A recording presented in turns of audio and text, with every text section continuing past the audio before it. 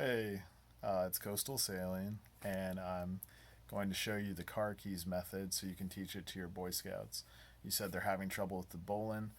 This is a way of tying the bowline that I learned in 2006 or 2007. I've been using it since then to teach people who can't figure out the rabbit in the tree, and it really helps a lot. So here's how it works. You take your piece of line, your piece of rope, you have the bitter end, you have the standing part, and you're going to tell them the following instructions. You take, I'll tie this twice, once from this perspective, then once with you over my shoulder. You take the bitter end and you take the standing part and you hold it out in your hands like you're making an offering. You pinch with your forefinger and your thumb the bitter end and you pull a length.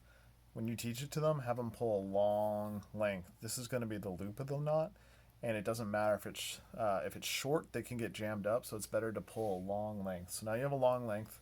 You have the standing part leading over the left part of your left palm past your thumb, and you have the working end going to the bitter end in your right hand.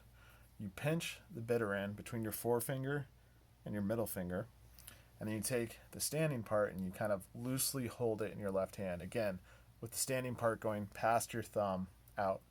Then you take this and you're going to cross it over so it forms an X with the bitter end pointed up your arm.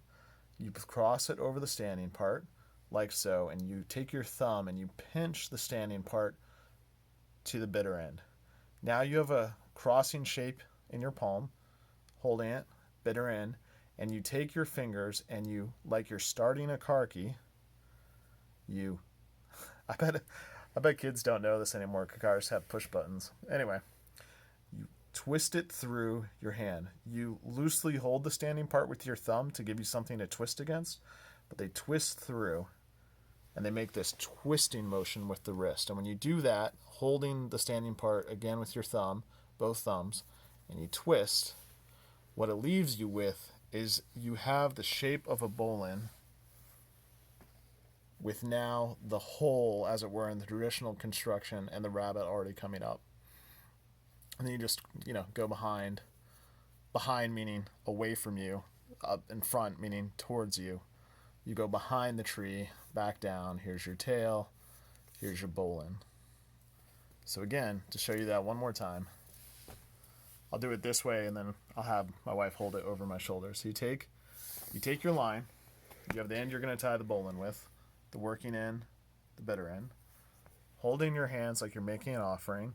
Take a big old loop at first for this first thing.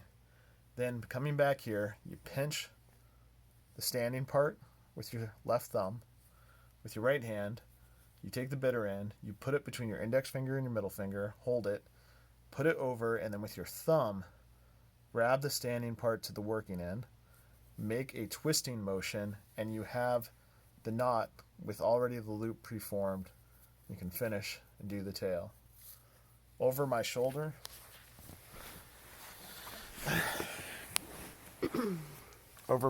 it looks like this. Does it look? Can they see it? Okay. So you have, again, let's tie a bowline. Here's a piece of rope. Here is our bitter end / working part, standing part going to the rest of your line. Pull a big old loop. Hold the standing part. Hold this. It crosses. You pinch them together, and with them pinched, you make this twisting motion. And that leaves you with your standing part already pre-threaded through the hole. Easy enough, behind the tree, back in the hole. Classic bowline. Anyway, I hope that's helpful. I hope that works for your scout. I found for people that get confused, making the loop is tricky, so this is an easy way to always make the loop. Always have it ready to go.